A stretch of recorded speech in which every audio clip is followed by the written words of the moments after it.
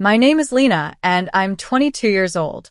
The day I asked my parents if they picked up my prescription medication, my father casually replied, "We used that money to buy your sister's new phone instead." The room went silent. What happened next revealed a family secret so devastating that it would change everything I thought I knew about the people who were supposed to protect me. If you're watching this video right now, I'd love to know where you're from. Drop it in the comment section below. Hit that like button and subscribe to hear more stories about families, betrayal, and finding the strength to choose yourself. The fluorescent lights in the chemistry lab started swimming before my eyes like I was underwater. I blinked hard, trying to focus on the beaker in my hand, but the edges of my vision went fuzzy and dark. My lab partner Marcus was saying something about the pH levels, but his voice sounded like it was coming from the end of a long tunnel. Then my knees just gave out. I remember the cold tile floor hitting my palms first, then my knees, then somehow I was on my side with people crowding around me. Marcus kept saying my name. Lena? Lena, can you hear me? And I wanted to tell him yes, I could hear him. I was fine, just tired. But my tongue felt thick and my chest was tight, and I couldn't quite catch my breath. Someone must have called campus security because the next thing I knew, there were hands helping me sit up, voices asking if I needed an ambulance. I managed to shake my head and croak out that I was okay. Just tired. Just stressed. Just hadn't eaten breakfast. The usual excuses. But even as I said them, I knew something was wrong. This wasn't the first time. It was just the first time it had happened in front of witnesses. I dragged myself to the campus health clinic that afternoon, mostly because Marcus threatened to call my parents if I didn't. The waiting room smelled like antiseptic and old magazines. I filled out the intake form with shaking hands, checking no for most of the questions even though I probably should have checked yes for more of them. The doctor who saw me was young, maybe early 30s, with kind eyes that got less kind the longer he looked at my vitals. He frowned at the blood pressure cuff reading, frowned deeper at my pulse ox, asked me to follow his finger with my eyes, squeeze his hands, push against his palms. "How long have you been having neurological symptoms?" he asked, his pen hovering over his notepad. I hesitated. Admitting it out loud made it real. "I don't know. A few months? Maybe longer. Define the symptoms for me." So I told him. The dizzy spells that came out of nowhere. The way my hands would go numb sometimes, like I'd been sitting on them wrong except I hadn't. The headaches that felt like something was squeezing my skull from the inside. The ringing in my ears that would start up at random times and wouldn't stop for hours. He didn't write any of this down. He just stared at me with this expression I couldn't quite read. Concern, maybe. Or alarm. "Why didn't you come in sooner?" he asked quietly. Because my parents would have told me I was being dramatic.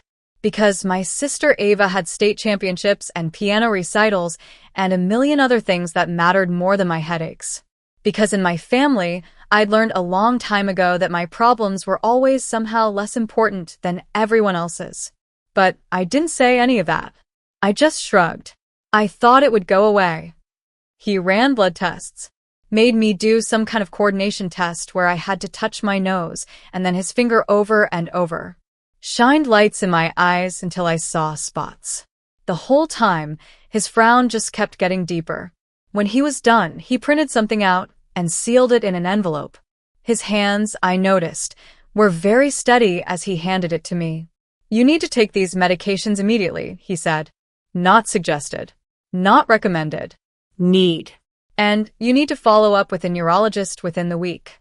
Not next month. Not when you have time. Within the week. My stomach did this awful twisting thing. Is it serious? Serious enough that you shouldn't wait. He held my gaze. "I mean that, Lena. Don't put this off." I took the envelope with numb fingers. It felt heavier than paper should feel. I called home from my dorm room that night, sitting cross-legged on my bed with a sealed envelope on my nightstand. My mom answered on the third ring, her voice bright and distracted. "Lena. Sweetie, how are classes going?" "Mom, I need to tell you something." My voice came out shakier than I wanted. "I went to the health clinic today. The doctor ran some tests, and he's really concerned. He gave me a prescription that I need filled right away, and... Oh, honey, is it just stress? You've always been such a worrier. I closed my eyes. No, ma'am. It's not stress. He said I have neurological symptoms and I need medication immediately and I need to see a specialist within a week. There was a pause. I could hear the TV in the background, some reality show my dad always watched. Okay, my mom said finally. We'll pick up the prescription tomorrow. Don't worry about it. Just focus on your studies, okay? Relief flooded through me. Really? Thank you. The doctor seemed really serious about it. Lena, we've got it handled. My dad's voice came through, slightly muffled like he'd leaned over my mom's shoulder. Don't stress yourself out. We'll take care of everything. You just concentrate on school. Thank you, I whispered. I was really scared. No need to be scared, sweetie. We're your parents. We'll always take care of you. I hung up feeling lighter than I had in days. They were going to handle it. Everything was going to be okay. I went home that weekend, partly because I wanted to make sure they'd picked up the medication, and partly because I just needed to see my family. The house looked the same as always. The maple tree in the front yard dropping leaves everywhere. My dad's truck in the driveway, the porch light that flickered because he kept meaning to fix it but never did. Inside, I found my little sister Ava sprawled on the living room couch, completely absorbed in her brand new iPhone. Not just any iPhone. The latest model. The one that cost more than my textbooks for the entire semester. Nice phone, I said, dropping my bag by the stairs. Ava glanced up, her face lighting up. Right, Mom? And Dad surprised me with it yesterday. It has this amazing camera, and I can edit my videos right on the phone, and… Lena. My mom appeared from the kitchen, wiping her hands on a dish rag. You're early. I wasn't expecting you until dinner. My dad followed her out, grinning. There's our college girl. How's the chemistry major treating you? We all settled in the living room, and for the next hour, I listened to Ava talk about her upcoming school project. Something about a multimedia presentation that required professional-grade equipment, which apparently justified the new phone. My parents hung on her every word, asking questions, offering suggestions, beaming with pride. I waited for a break in the conversation. Hey, so about my medication. Oh, Lena, not now. My dad waved a hand. Your sister is telling us about her project. I know, but the doctor said it was urgent. Sweetie, you're just overworked. My mom patted my knee absently, her attention still on Ava. College is stressful. You need to relax more. Ava shot me this look, not quite smug but close. The look that said, see? I matter more. I'd seen that look my whole life. I tried again at dinner. Did you pick up my prescription? Your sister needs us more right now, my dad said, passing the salad bowl. She's got that big presentation next month. Something cold settled in my chest. But the doctor said, doctors always make things sound worse than they are, my mom interrupted. Remember when Ava had that cold and they said it might be pneumonia? It was just a cold. This is different. Is it though? My dad raised an eyebrow. You've always been a bit dramatic about your health, honey.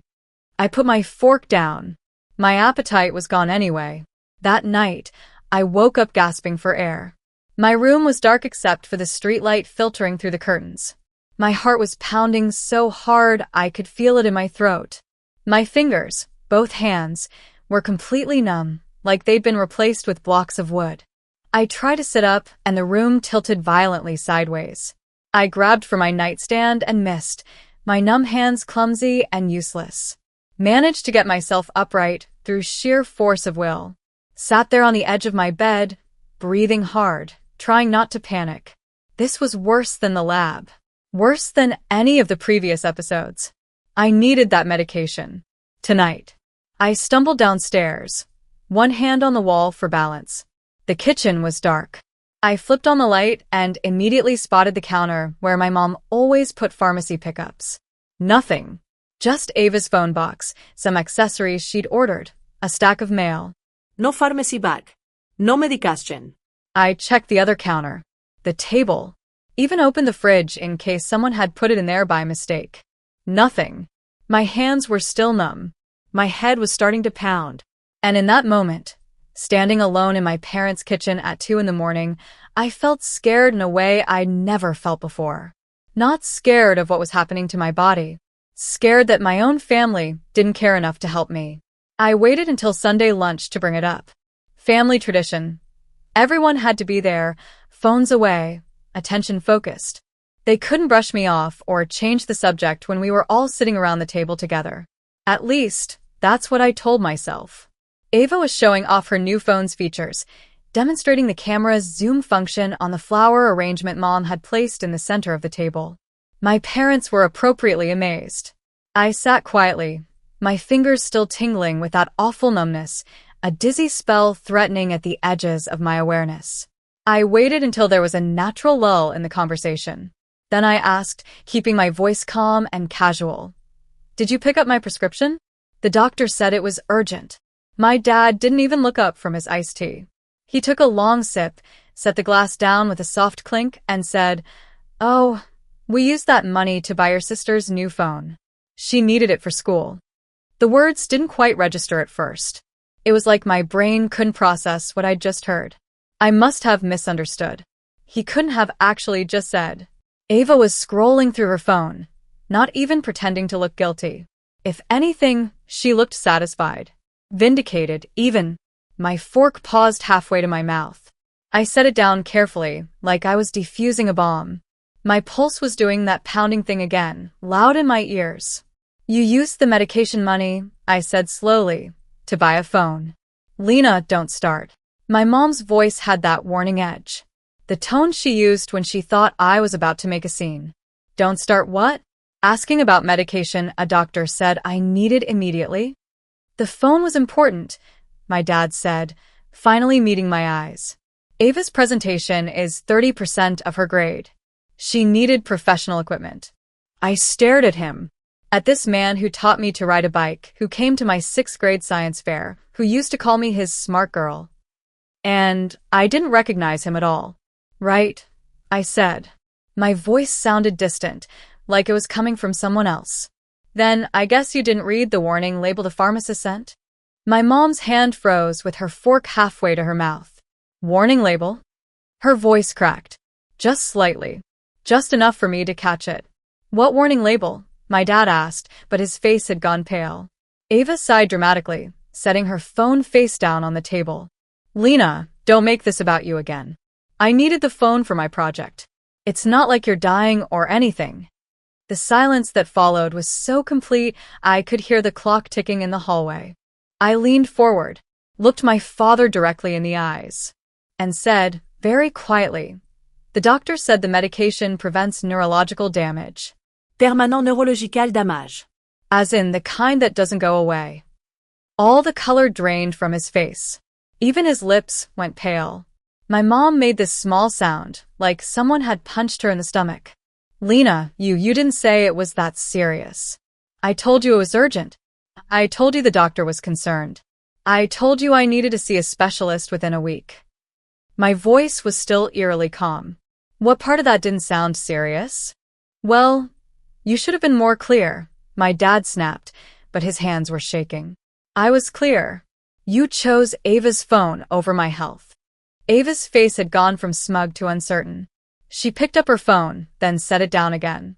"I didn't know it was that serious," she mumbled. "Didn't you?" I turned to her. "Or, did you just not care?" "That's not fair." "Fair."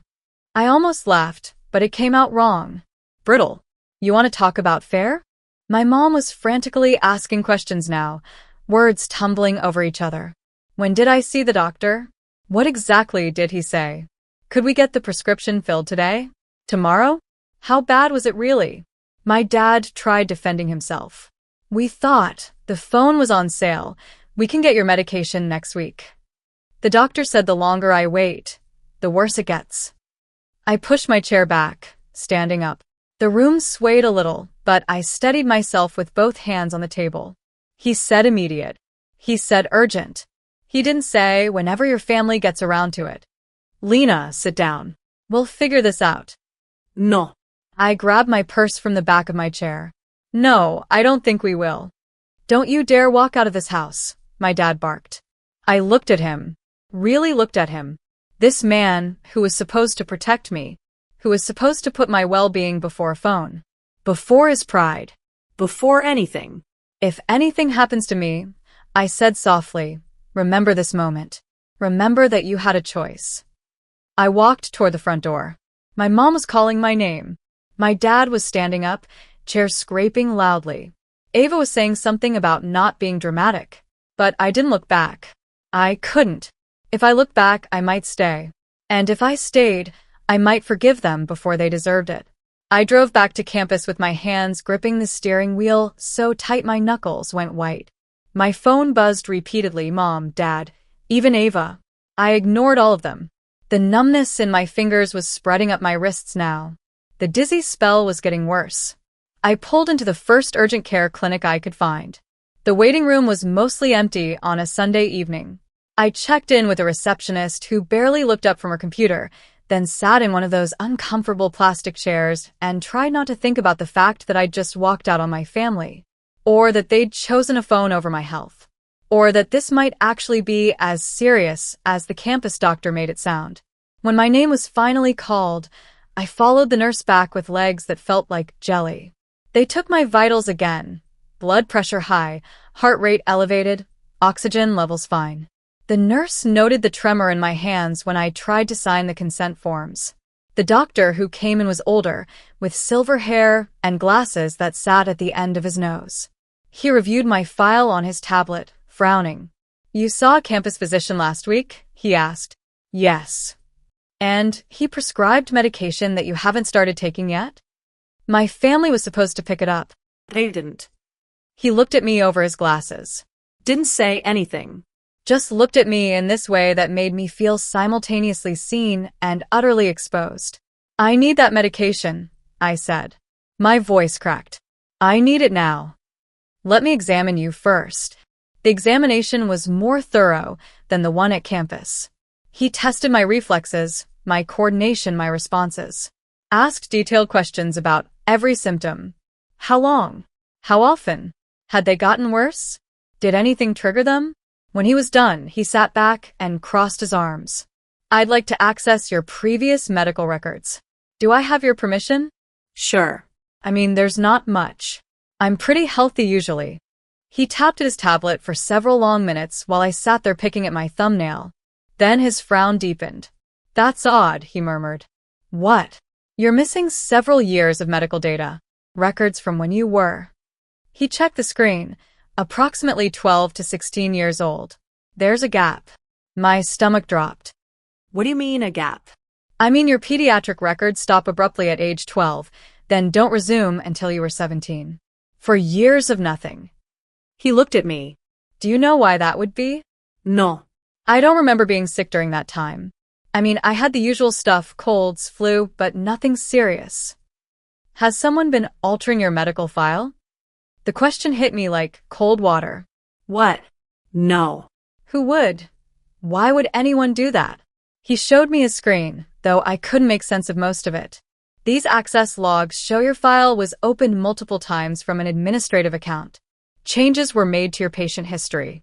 Specifically, several diagnostic codes were removed. My brain felt like it was short-circuiting. I don't understand. Why would someone remove diagnostic codes? That's what concerns me.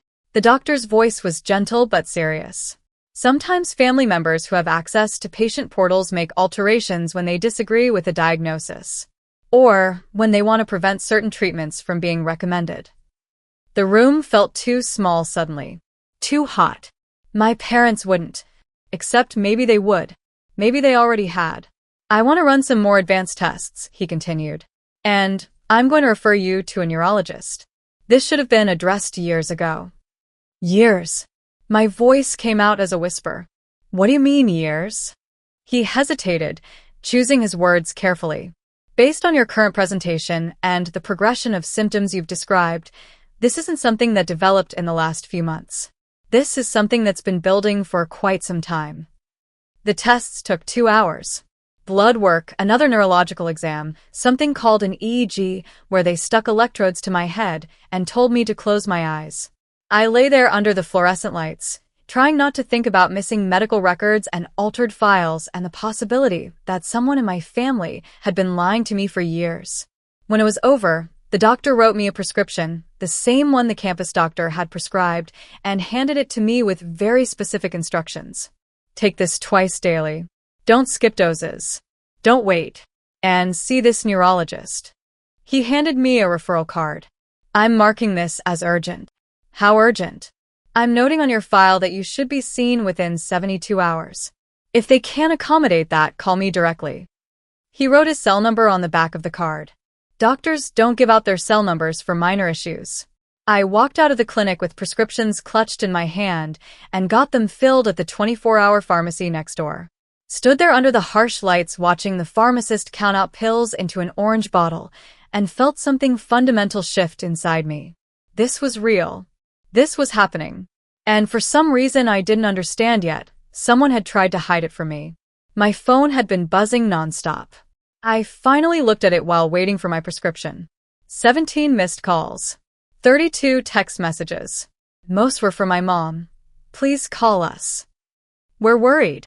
Come home so we can talk. Don't be upset. We can fix this. A few from my dad. This is ridiculous. Stop overreacting. Call your mother. And one from Ava. Why are you being like this? It's just a phone. I stared at that last one for a long moment. Then I opened a new message to my mom. I'm not coming home tonight. Her response was immediate. Where are you? We need to talk. I'm getting my medication. The medication you were supposed to get for me. Lena, please. Come home. We need to talk about something important. My fingers hesitated over the keyboard. Something important. What could possibly be more important than the fact that they'd prioritized a phone over medication their daughter desperately needed? I'm not ready to talk to you. I typed back. My dad's text came through seconds later. Please don't involve outsiders in family business. Outsiders. He meant doctors. Medical professionals who were actually taking my conditions seriously. I didn't respond to that one. I picked up my medication, took the first dose right there in the pharmacy, and drove to the one person I thought might actually tell me the truth. My Aunt Linda, my mom's older sister. She lived about 20 minutes from campus in a small ranch house with a garden that always smelled like lavender. She opened the door in her bathrobe, took one look at my face, and pulled me inside without a word. I'll make tea, she said. We sat at her kitchen table, her in her bathrobe, me still in the clothes I'd worn to Sunday lunch that now felt like a lifetime ago. She set a mug of chamomile in front of me and waited. I told her everything. The fainting spell, the campus doctor, the prescription my parents never filled, the urgent care visit, the missing medical records. She didn't look surprised. That's what got me. The complete lack of surprise on her face. You knew, I said flatly. You knew something was wrong. Aunt Linda wrapped her hands around her own mug and sighed. I didn't know about the current medication. Your mother hasn't told me much lately. But she paused, seeming to wrestle with something. Lena, there are things about your family's finances that you don't know. What things? Do you remember when Ava started at that expensive music academy? When she was 14? Yeah. Mom and Dad said it was an investment in her future. It was. But that money had to come from somewhere. Aunt Linda looked at me steadily. It came from medical savings they'd set aside for you. The mug slipped in my hands. Tea sloshed onto the table. What? You were having health issues back then too. Do you remember? You were 13, 14. You kept getting dizzy. Your hands would go numb. They took you to doctors, several doctors, and there was talk of running extensive tests. Expensive tests. Pieces were clicking together in my head, but they formed a picture I didn't want to see. I don't remember any of that. Your mother didn't want you to worry. She told you it was just growing pains. Just stress from school. But they knew. They'd been told you needed follow-up care. And they used that money on Ava instead. Aunt Linda didn't answer, which was answer enough. I stood up abruptly, my chair scraping loud in the quiet kitchen. Paced to the window and back. Tried to breathe through the tightness in my chest that had nothing to do with my medical condition. They sacrificed my health, I said quietly. For her music career. I don't think they saw it that way at the time. I think they convinced themselves you were fine. That the doctors were being overly cautious. That Ava's opportunity was time-sensitive and your medical issues could wait. But they couldn't wait. That doctor today said this has been building for years. I know, honey. I know. A memory surfaced, hazy and fragmented. I was maybe 14, lying in a hospital bed, the lights too bright. My mom was crying. I remembered her saying something. What was it? Something about how I could know something. She can't know. She's too young. What couldn't I know? I asked aloud. Aunt Linda's expression shifted, became guarded. What do you mean? I just remembered something. Being in a hospital. Mom was crying and she said I could know something because I was too young. What was she talking about? My aunt was quiet for a long time. When she finally spoke, her voice was careful. You should ask your parents about that. I'm asking you. Lena, please. I was begging now. Please just tell me the truth. What don't I know? She closed her eyes briefly, then opened them and looked at me with something like grief. When you were 14, you were diagnosed with a rare condition. I don't remember the exact name. Something neurological. The doctors wanted to start treatment immediately, medication, monitoring lifestyle changes. It was expensive. Long-term expensive. The kitchen felt airless. And my parents said no. They said they needed time to think about it. To get second opinions. To understand all the options. Her voice was bitter now. But what they really wanted was time to figure out how to afford Ava's music school. And by the time they'd made that decision, they were too ashamed to tell you the truth about why they delayed your treatment. So, they just pretended it never happened? They convinced themselves you were fine. That the symptoms had gone away. That the doctors had been wrong. But I wasn't fine. My voice broke. I'm still not fine. Aunt Linda stood and pulled me into a hug. I let myself collapse against her, shaking with anger and grief and betrayal. Why didn't you tell me? I whispered against her shoulder. I tried talking to your mother. Multiple times. She said they were handling it. That they knew what was best for you. She pulled back, hands on my shoulders. I'm sorry. I should have done more. My phone buzzed again. A text from Ava. Don't ask Dad. Ask Mom. I showed it to Aunt Linda. She read it and shook her head. Your sister knows more than she's letting on. Everyone knows more than I do. I felt bitter laughter bubble up. I'm the only one who didn't know my own medical history was being hidden from me. I left Aunt Linda's house with more questions than answers and drove aimlessly for a while, just trying to process everything. Eventually, I found myself in the hospital parking lot where I'd been born, where I'd had countless childhood appointments, where apparently I'd spent time as a teenager that I couldn't even remember properly. I sat in my car staring at the building. Somewhere in there were records about me. Records someone had altered or deleted or hidden. Records that might explain why my parents had made the choices they did. My phone rang. My mom. I almost didn't answer, but some small part of me still hoped she'd have a reasonable explanation. Lena. Her voice was tight with panic. Where are you?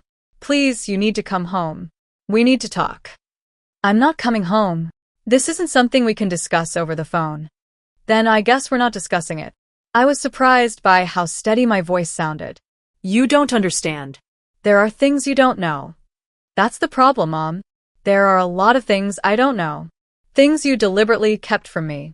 Things you and Dad decided I wasn't allowed to know. Silence. Then, quietly. Who have you been talking to? Does it matter? Linda. Not a question. An accusation. She told you. She told me enough. Told me that when I was 14, I had a diagnosis that you ignored. That you used money meant for my medical care to pay for Ava's music school. That you've been lying to me for years. It's not that simple. It seems pretty simple to me. Please just come home so we can explain. No. I hung up. My hands were shaking again, but this time it wasn't just the medical symptoms. It was rage. Pure, clean rage. I got out of my car and walked into the hospital. The records department was on the second floor, past the cafeteria and through a maze of corridors that all looked identical. I found it finally, a small office with a counter and a middle-aged woman typing away at a computer. Can I help you? I need to access my medical records. Old ones. From when I was a teenager. She had me fill out a form, show my ID, sign releases. Then she disappeared into a back room while I stood there under the fluorescent lights, feeling like I was about to open Pandora's box. When she came back, she looked uncomfortable. Is there a problem? I asked. Well, she set a thin folder on the counter. Your file is unusually sparse for someone your age, and several sections are marked as restricted. Restricted how?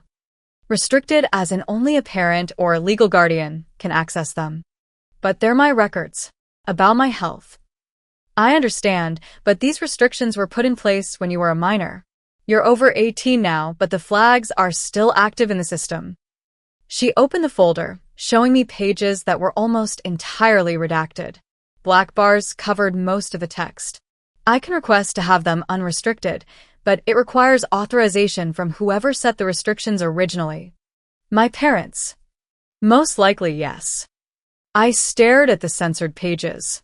My own medical history hidden from me behind black bars and parental override codes. Can you at least tell me what years these restrictions cover? She checked her computer. Ages 12 through 16. For years.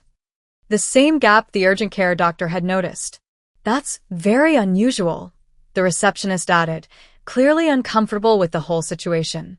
Most parents don't restrict access to routine medical records. What about appointment history? Can you tell me if I had appointments during those years, even if you can't tell me what they were for? She hesitated, then typed something. Her eyebrows went up. Oh, yes.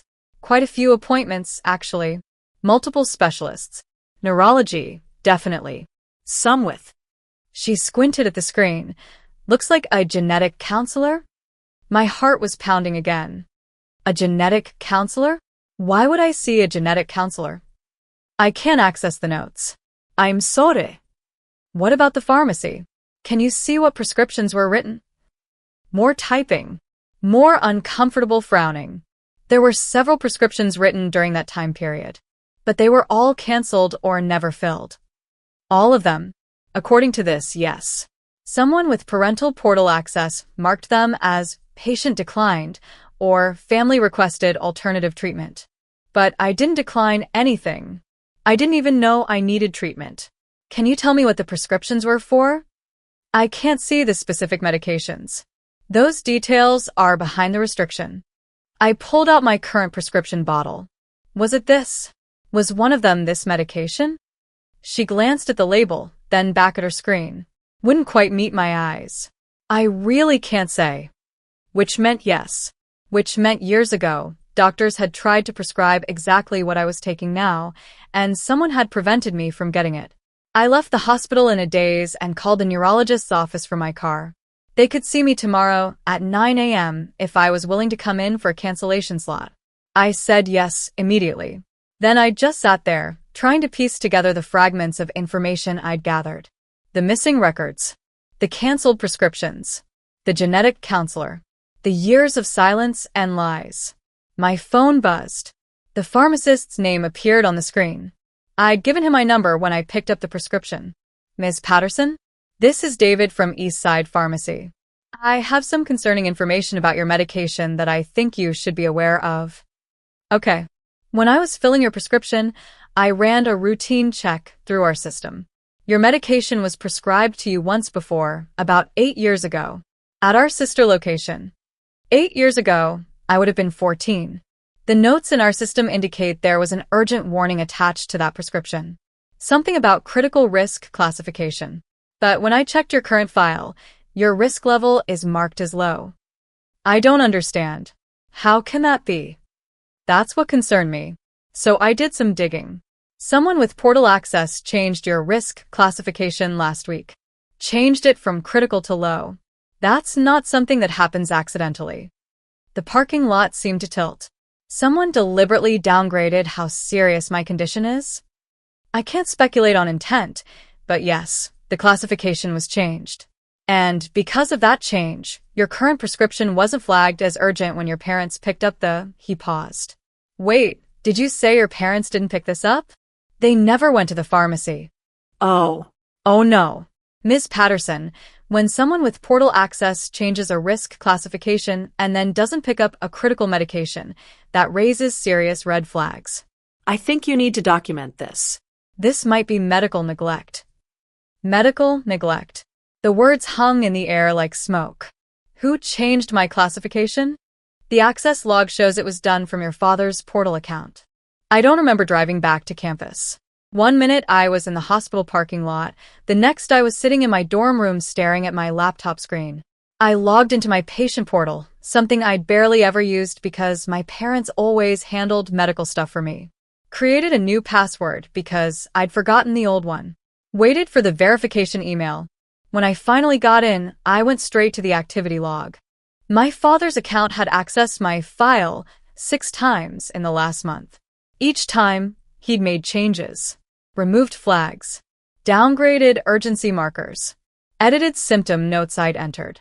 One entry showed he'd actually changed my reported symptoms from severe and worsening to mild and intermittent. He'd literally rewritten my medical history to make me seem less sick than I was. A memory surfaced, sharp and clear this time. I was maybe 15, sitting on the edge of a hospital bed. A doctor, a woman with kind eyes, was talking to my parents in the hallway.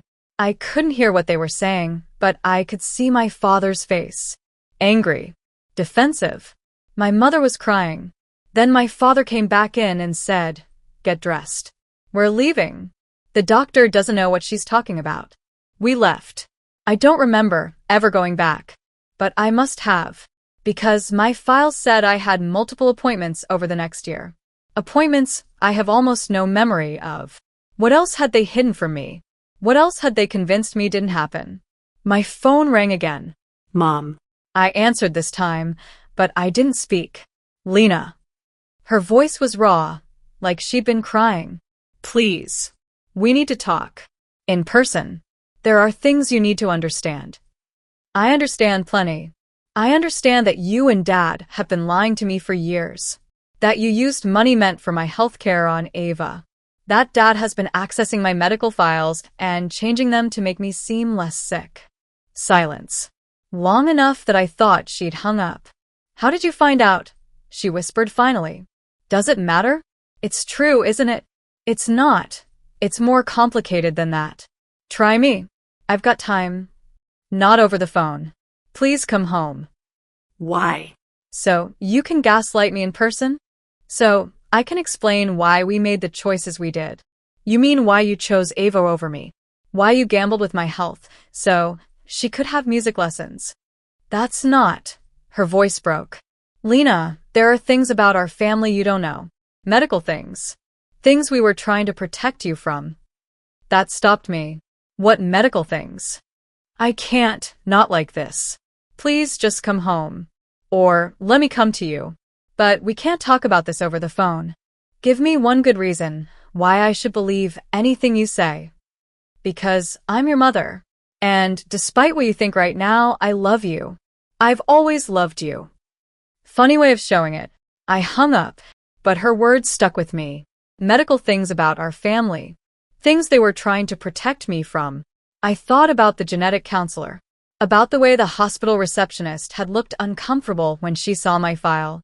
About the urgency in that campus doctor's voice. What exactly did I have? What had I always had that no one would name? I texted Ava. What do you know about my medical condition? She didn't respond for 10 minutes. Then, I don't want to get involved. You're already involved.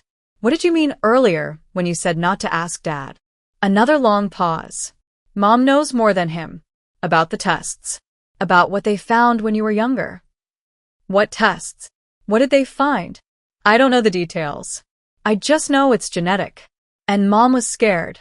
Genetic how? I really don't want to talk about this. Ava. I heard them fighting once. When you were in the hospital that time. Mom wanted to tell you everything and Dad said you were too young and it would just scare you and maybe you'd grow out of it and I'm not going to grow out of a genetic condition. I know that now, okay? But I was like 12 and I didn't understand what they were talking about, and I just wanted everyone to stop yelling. I stared at my phone, at my little sister's panicked texts, and felt something soften slightly. She'd been a kid too. She'd been kept in the dark almost as much as I had. What else do you remember? I typed. Just that they were scared. Really scared. And after that they started acting like everything was fine. Like nothing was wrong. And you seemed okay, so I thought maybe it was fine. It's not fine. I know. I'm sorry. I'm really, really sorry. That night, I barely slept. I kept thinking about genetic conditions, about hidden diagnoses, about parents who loved their children but made terrible choices anyway. The neurologist's office called at 8 a.m. Could I come in early? They'd had another cancellation and the doctor wanted to see me as soon as possible. I was there by 8:30. The neurologist was a woman in her 50s with gray-streaked hair and steady hands. Dr. Sarah Chun, according to her name tag. She reviewed my files, both the current ones and whatever records she'd been able to access from my past for a long time before speaking. Lena, she said finally, I need you to be completely honest with me. What do you know about your family medical history? Apparently nothing. That's why I'm here. She pulled up images on her computer. Brain scans, I realized. MRIs. These are from 5 years ago. Did you know you had these done? I stared at the images. No. And these are from last week. She put them side by side. Even to my untrained eye, I could see the difference. Something in the second image that wasn't in the first. Something that looked wrong. What is that? My voice came out hoarse. That, Dr. Chin said gently, is inflammation. Progressive neurological inflammation that should have been treated 5 years ago when it first appeared. The room seemed to narrow to just her face, her steady eyes, her careful expression. What happens if it's not treated? I asked. Let's focus on getting you treated now. That's not an answer. She sighed. Untreated, this type of inflammation can cause permanent damage. Motor function impairment. Sensory issues. In severe cases, seizures. Am I severe? You're getting there. Another few months. She didn't finish the sentence. Didn't need to. And 5 years ago? If I'd been treated then, you'd be fine. No lasting damage at all. I felt something break inside me. Some last fragile hope that maybe my parents had just made a mistake. That maybe they didn't know how serious it was. But they did know. They had these scans. They saw these images. And they chose to do nothing. There's something else, Dr. Chin said carefully.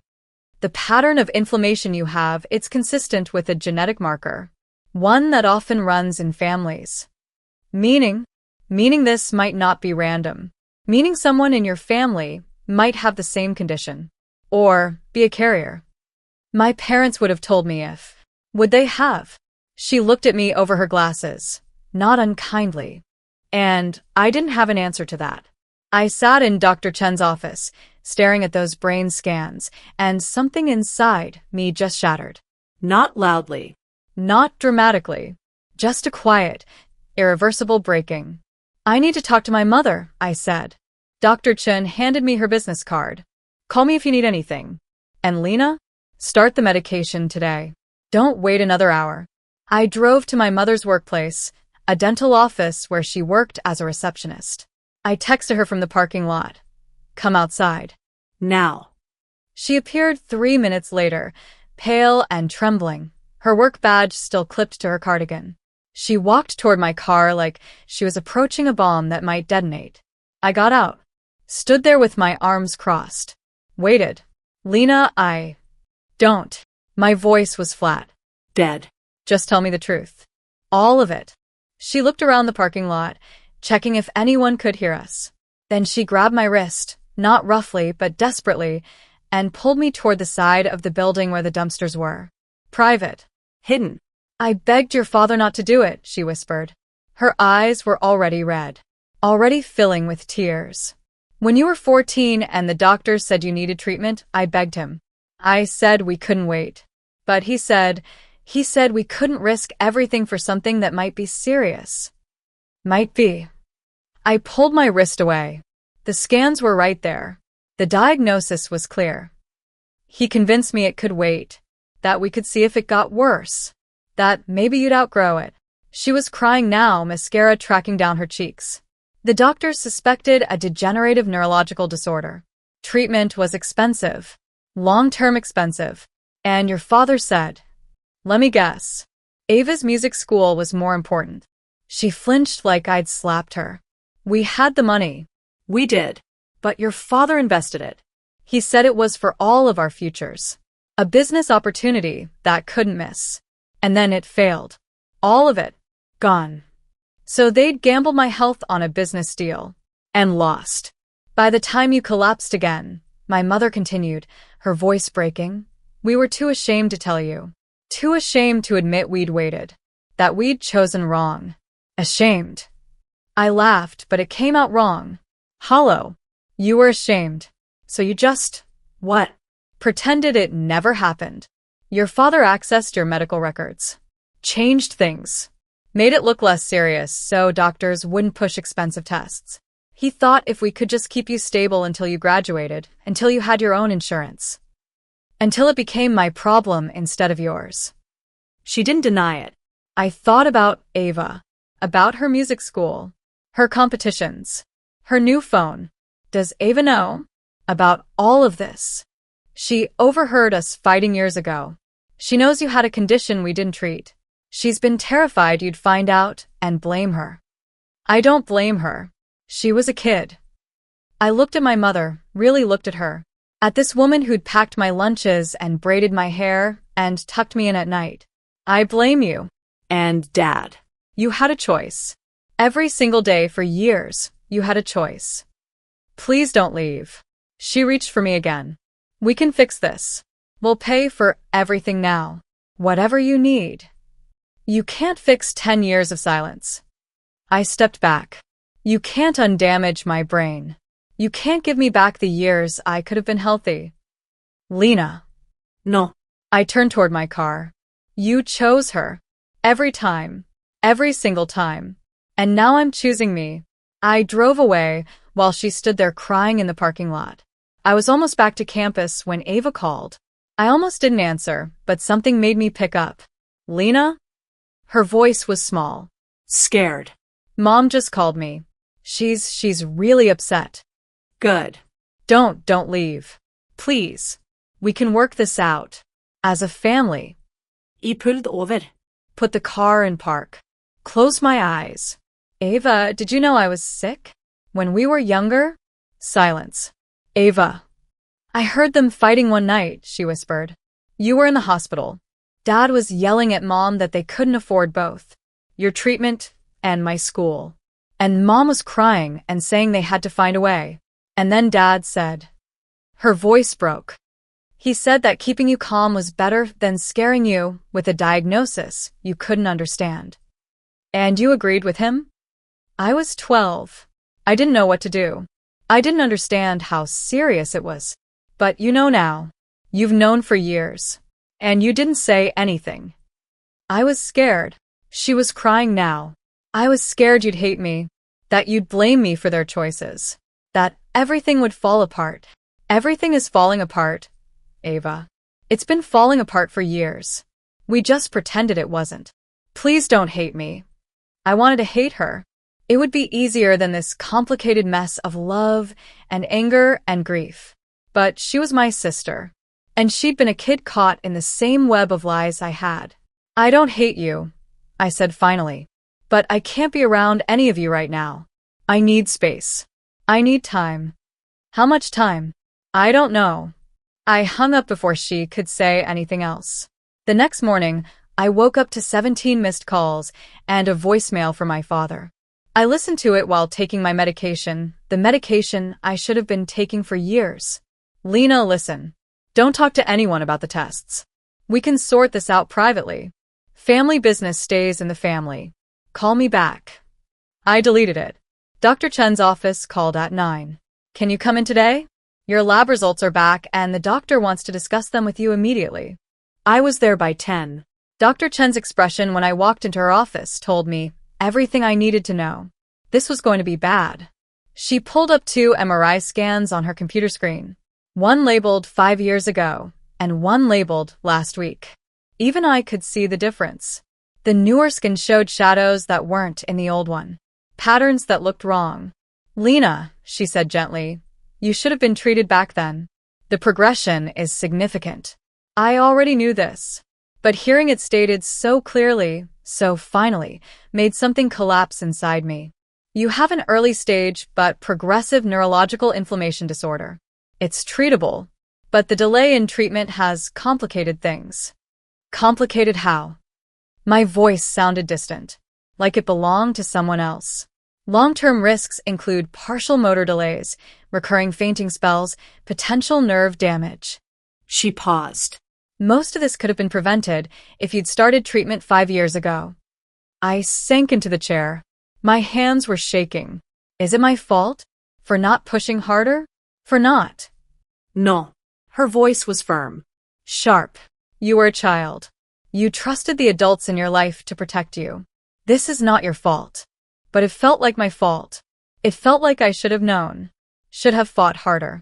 Should have demanded answers instead of accepting their dismissals. "We'll start aggressive treatment immediately," Dr. Chin continued. "Medication twice daily. Weekly monitoring. And you need to avoid stress and overexertion." She looked at me carefully. "Is there someone who can support you through this? Family? Friends?" I thought about my parents. About Ava. About the fact that the people who should have been my support system were the ones who'd caused this. "I'll figure it out," I whispered. After the appointment, I sat in my car in the parking lot and cried. Not the angry crying from before, just exhausted, grief-stricken sobbing that came from somewhere deep and broken inside me. An elderly woman tapped on my window. I looked up, embarrassed, and she gestured for me to roll it down. "You okay, dear?" "I've fine." "Thank you." She handed me a tissue through the window. "I saw you coming out of neurology. I had my appointment today, too." She smiled sadly. "Family doesn't always mean they protect you, dear. Sometimes we have to protect ourselves." Those words hit harder than any diagnosis. When I finally checked my phone, there were 7 missed calls from my father and 1 long voicemail. I listened to it. "Lena, you need to stop talking to doctors about family matters. This is between us. We'll handle the medical bills. We'll handle everything. But you need to stop making us look like monsters. Call me back. We need to discuss this privately." I texted him back. "You don't get to decide anything about my health anymore." His response was immediate. "You're being dramatic. This is exactly why we didn't tell you. You overreact." I stared at that text for a long time. Then I blocked his number. My phone rang again. "Aunt Linda. I heard about the appointment," she said. "How are you?" "Honestly, I don't know. Your mother called me. She's devastated." "Good. Lena." She had years to be devastated, Aunt Linda. Years to tell me the truth. Years to fight for me. She chose not to. Silence. Then, "You're right. You're absolutely right. I wanted you to know that she does love you. She just loves badly sometimes." That's not good enough. I know. After we hung up, I took my first dose of medication and thought about all the doses I should have taken over the years. All the doctor's appointments I should have had. All the monitoring that never happened. My phone buzzed. A voicemail from Aunt Linda. "I need to tell you something about your father. About the year you first fainted. It wasn't just about money, Lena. There's more to the story. Call me when you're ready." My hands started shaking again, but this time from fear. I drove to Aunt Linda's house that evening. She opened the door with red eyes, like she'd been crying. "I should have told you this years ago," she said. We sat at her kitchen table. She made tea neither of us drank. "The year you first collapsed," she began, "your father was in serious financial trouble. Gambling debts. He'd been hiding it from everyone, even your mother. When your medical bills came, he panicked." Gambling. I'd never seen my father gamble. Not once. Online poker. Sports betting. It started small, then spiraled. By the time you needed treatment, he owed more than $50,000 to some very serious people. The room tilted slightly. He gambled away my treatment money? The treatment fund was the last liquid asset he had. If he used it, the bank would have seized the house. We would have lost everything. She looked at me with devastation in her eyes. He chose the house. He chose protecting his image. He chose anything except you. I couldn't breathe, couldn't think. My father, the man who taught me to ride a bike, who came to my science fairs, had literally gambled my health away. Your mother stayed silent because she was terrified. If she exposed the truth, the family would collapse. Ava's life would change drastically. And she convinced herself that maybe you'd be okay without treatment. That maybe the doctors were wrong. But they weren't wrong. No. They weren't. Aunt Linda stood and retrieved an old envelope from a drawer, handed it to me with shaking hands. This came to the house 8 years ago. Your father intercepted it before your mother could see it. I opened the envelope. Inside was a letter from a specialist. Immediate treatment recommended for patient Lena Patterson. Delaying further may cause long-term neurological damage. Please contact our office to schedule treatment within 72 hours. The date on the letter was from when I was 15. He hid this, I said flatly. He hid everything. And he told everyone, family, friends, neighbors, that you were exaggerating, that you were overdramatic, that there was nothing really wrong with you. Aunt Linda's voice shook with anger. He destroyed your credibility so no one would take your symptoms seriously. I left Aunt Linda's house in a daze and drove straight to Ava's school. She was at some evening rehearsal. I found her backstage, adjusting her makeup. We need to talk. She looked up, saw my face, and went pale. What happened? Did you know about Dad's gambling? All the color drained from her face. How did you? So you did know. I found out last year. I saw credit card statements. Confronted Mom about it. She looked down at her hands. She begged me not to tell you. Said it would break you. Break me? Ava. Their lies almost destroyed my brain. I know. She was crying now. I know, okay? I've known for months, and I didn't know what to do, and I'm so sorry. Before I could respond, my father appeared in the doorway. What are you doing here? His voice was sharp, angry. I could ask you the same thing. Your sister has a performance. I don't care. I turned to face him fully. I know about the gambling. About the debts. About the letter you hid from the specialist. His face went from red to white. That's private family business. Private? You gambled away money meant to save my life, and you call it private? People were starting to gather. Other students. Parents. Teachers. Lower your voice, my father hissed. Why? Worried people will find out what you did. I was shaking, but I didn't care. Worried they'll know you chose poker over your daughter's health. I was trying to save our family. You were trying to save yourself. My voice echoed in the backstage area. You gambled away my future, so you could cover your mistakes. I did what I had to do. You let me suffer for years. You changed my medical records. You hid letters from specialists. You told everyone I was dramatic, so they wouldn't believe me when I said something was wrong. My mother appeared then, looking horrified. Lena, please, not here. But I was done protecting their image. Done pretending everything was fine. I wasn't going to waste money on a maybe, my father suddenly shouted, when Ava had real potential. The entire room went silent. Even the music stopped. Dozens of people stood frozen, staring at us. At him. At the man who just admitted he valued one daughter's potential over the other daughter's health. My mother made this awful choking sound. Her hands flew to her mouth. Ava burst into tears and ran out the back door. And I felt the last thread connecting me to my father snap, like a rotten rope. I hope it was worth it, I said quietly. I hope her music career was worth gambling my life away. I walked out. Didn't look back. Didn't care about the whispers or the stares or the way my mother called my name. I was done. The fallout was immediate. News of the confrontation spread through Ava's school, then to the neighborhood, then to our extended family. People I hadn't talked to in years were suddenly calling, texting, asking if it was true. If my father had really done what everyone was saying. I didn't respond to most of them. What was there to say? My father became increasingly defensive. Angry. I heard through Aunt Linda that he was telling people I was lying, exaggerating, making him look bad out of spite. The same words he'd used for years to dismiss my symptoms. Dr. Chen called me in for my 1-week follow-up. She sat me down with a serious expression. I need to tell you something. The medical neglect you experienced, the altered records, the intercepted prescriptions, the delayed treatment, it rises to a level that should be reported. Reported to who? The hospital board. Possibly Adult Protective Services, even though you're over 18 now. The pattern of behavior suggests systematic medical neglect of a minor. I thought about my father, about the gambling, about the years of lies. Do it, I said. She nodded slowly.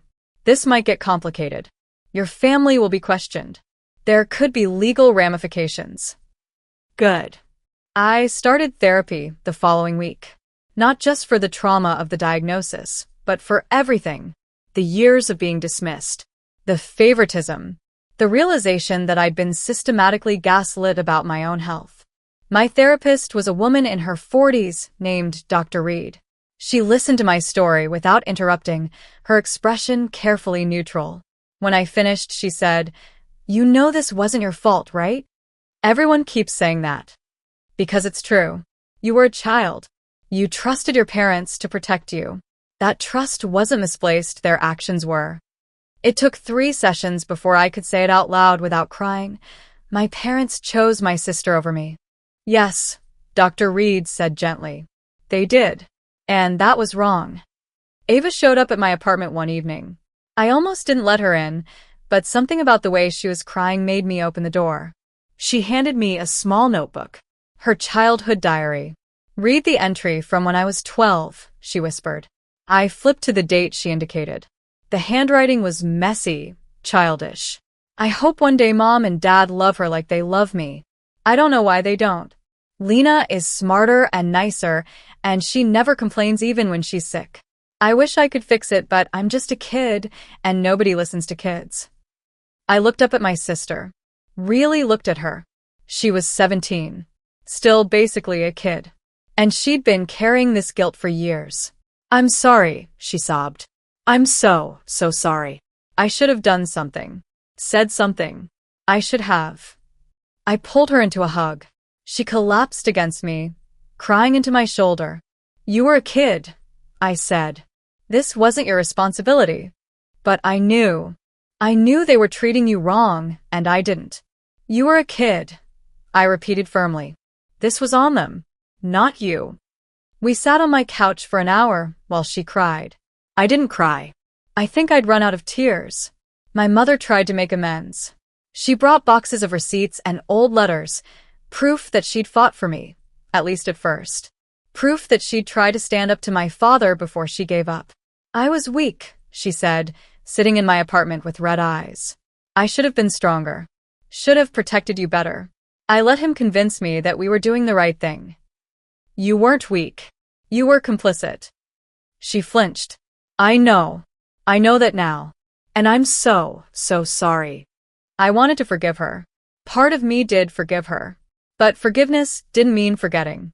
Didn't mean pretending it never happened. "I need time," I told her. "A lot of time." "I understand." She stood to leave, then paused at the door. "For what it's worth, I'm proud of you. For fighting for yourself. For being stronger than I was." My father tried visiting my apartment twice. The first time, I didn't answer the door. The second time, I opened it just wide enough to talk. "You need to withdraw the medical report," he said without preamble. "It's making us look like monsters. You are monsters. We did what we thought was best. You gambled away my treatment money. You hid letters from specialists. You altered my medical records to make me seem less sick. You told everyone I was dramatic, so they wouldn't believe me." I looked him in the eye. "Those aren't the actions of someone doing their best. Those are the actions of a coward. How dare you? You abandoned your responsibility as a father long before I abandoned you as a daughter." I started to close the door. "We're done here." Lena. I closed the door, locked it, stood there listening to him knock and call my name for 5 minutes before he finally left. I didn't cry. I didn't feel sad. I just felt free. 3 weeks later, Dr. Chen called with good news. Your latest scans show improvement. The inflammation is responding to treatment. You came just in time, Lena. Just in time. After years of being too late. But I'd take it. I signed a lease for my own apartment near campus. Nothing fancy. Just a small one-bedroom with decent light and enough space for me to breathe. For the first time in my life, I felt like I controlled my own future. My own health. My own choices. I set up my medication station on the kitchen counter. Pill organizer. Water bottle. Alarm on my phone. This was my routine now. My responsibility. And I wouldn't let anyone take it from me again. Ava helped me move in. We didn't talk much, but we didn't need to.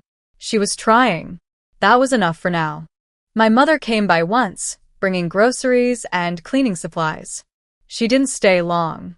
Just helped me unpack the kitchen, hugged me carefully, and left. My father didn't come at all. I didn't expect him to. That night, I sat at my desk in my new apartment. The medication bottle sat beside my laptop. I opened a new document and started writing. They chose not to save me. So, I chose myself. And this time, I'm not apologizing for it. I turned off the lamp and sat in the darkness of my new home, feeling something I hadn't felt in years. Peace. Not happiness. Not yet. Maybe not for a long time. But peace. And for now, that was enough. Have you ever had to choose between forgiving family and protecting yourself? And if you did, do you think you made the right choice? Like and subscribe for more stories about the complicated truth of family bonds.